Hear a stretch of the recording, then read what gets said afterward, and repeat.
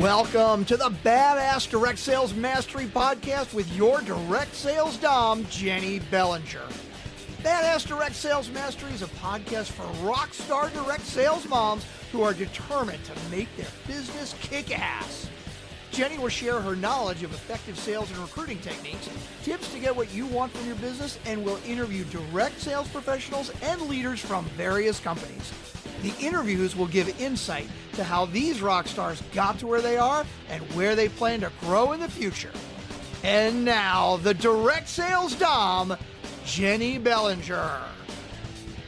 Welcome to a bonus episode of Badass Direct Sales Mastery. I am your host, Jenny Bellinger, your direct sales dom, helping you whip your business, and today, whipping your Facebook group into shape. Now, I'm going to share a story with you, but I am going to protect the names of the group and the admin. I'm not going to share any of that information, but I want to share with you what went wrong, why it was wrong, and what you can do instead to make sure that this doesn't happen in your Facebook groups. So, first thing that happened, the general overall story, I'm a member of a group for personal reasons, for personal stuff, and this group does monthly events. Totally cool, right? Now, I'm brand new to the group. I've only been in the group for about 6 weeks. And so I was checking out the events. The event descriptions had virtually no information, no instructions on who to contact with questions. And so my boyfriend and I had some questions. So my boyfriend posted a few weeks ago a question in the event and got no response. So a day or two later, I went in and I tagged the admin, the person who, was listed as the person who had planned the event, tagged them. Still, over a week later, no response. So then I posted in the event all of my questions along with some commentary regarding my surprise that this basic info was not included in the event description. The admin was then tagged by someone else, and they responded that they would answer the question when they got home from work. A few hours later, I got tagged in a post in the main group answering the questions and then putting me on blast, basically saying, hey, you've been a member since this date, and since then you've had 3 posts. Here are what the 3 posts were. You didn't ask any questions, which obviously is not true because the questions were in the event, and my boyfriend had asked a question. So I responded to a couple of the comments that were there in that post, and then I went to bed. Woke up the next morning to a ton of comments on that post, and according to others who read that post before it got deleted, about 70% of the comments were standing up for the admin, and 30% agreed with me. It apparently did get contentious because the admin deleted the post and then put up a deleted post. This isn't why we're here. Basically one of those like, okay, everybody move along, whatever. But the problem with this now is now there are no answers to the questions anymore. And the events are still as confusing as ever for the new members because the admin and the moderators still haven't updated the event to include the information. And they've broken trust in the entire community. So why was this wrong? Well, first of all, event descriptions should not leave your potential attendees with questions.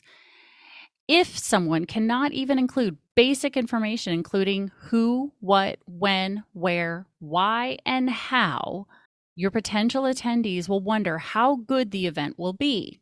You need to put yourself in their shoes and take yourself through the entire event experience from the Facebook event to the actual event and answer their questions before they have them and plan that experience.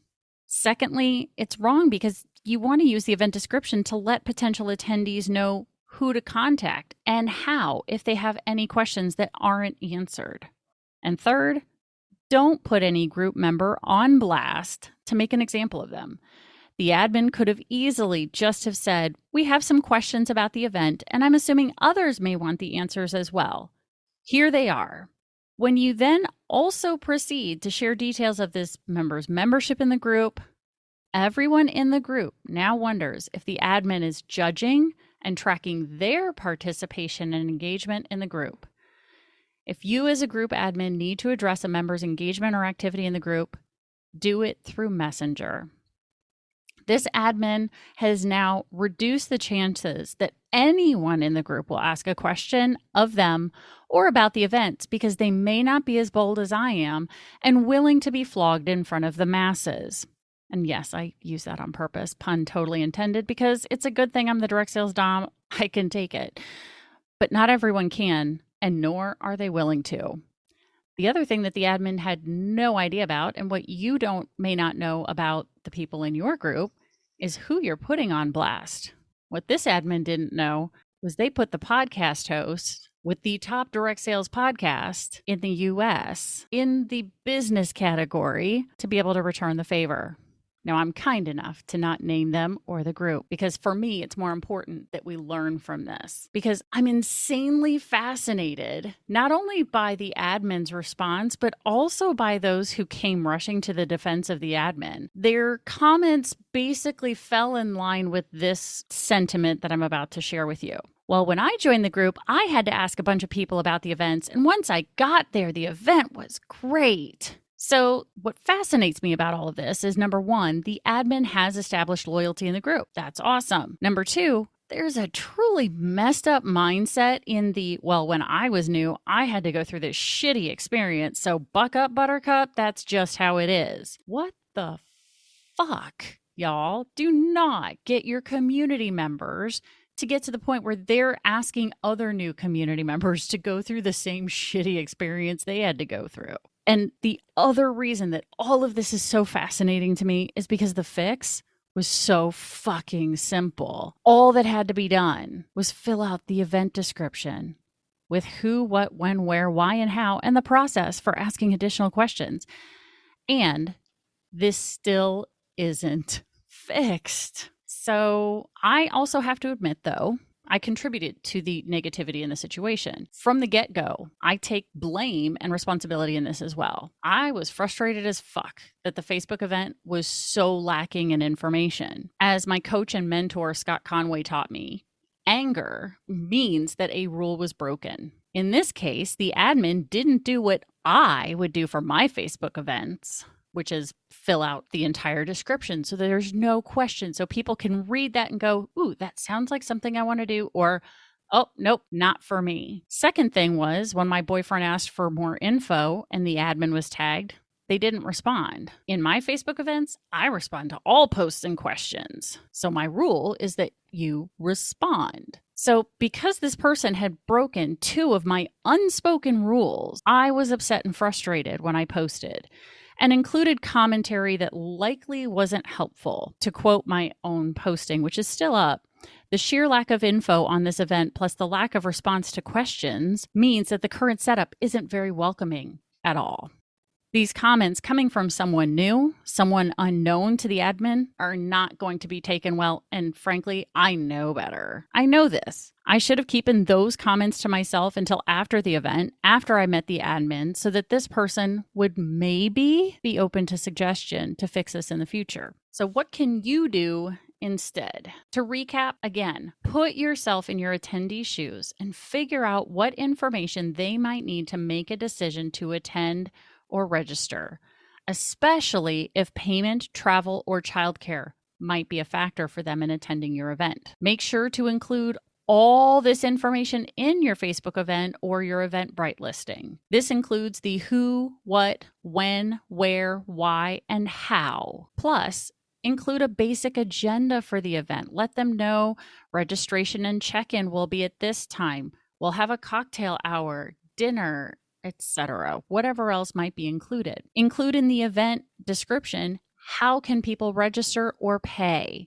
What does the cost of the ticket cover? What is the process for asking additional questions?